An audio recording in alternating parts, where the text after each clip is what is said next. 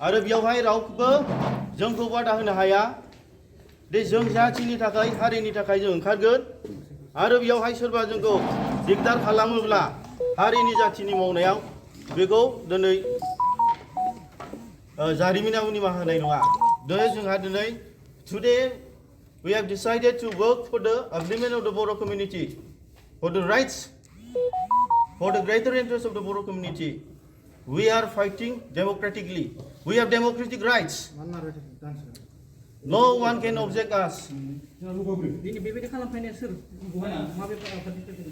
दिनैहाय जोङो नुदों एबसुनि दैदेनगिरि जोंनि दिनै क'क्राझार डिस्ट्रिक्टनि दैदेनगिरि बिथांमोन दिनै दंफैयो बिथांमोना जोंनि जि गोथार मोनसे सिन्ता धारना खालामनायखौ बिथांमोना फैनानै बिथांमोना स्ल'गान होफैदों डिस्टार्ब होफैदों जातीय संगठनजों जों सावरायगोन जोङो दिनै जोंनि इस्यु जोंनि थांखिखौ जों दिनै सावरायनायनि गेजेरजों जों मावलांगोन बेवहाय दिनै बिथांमोना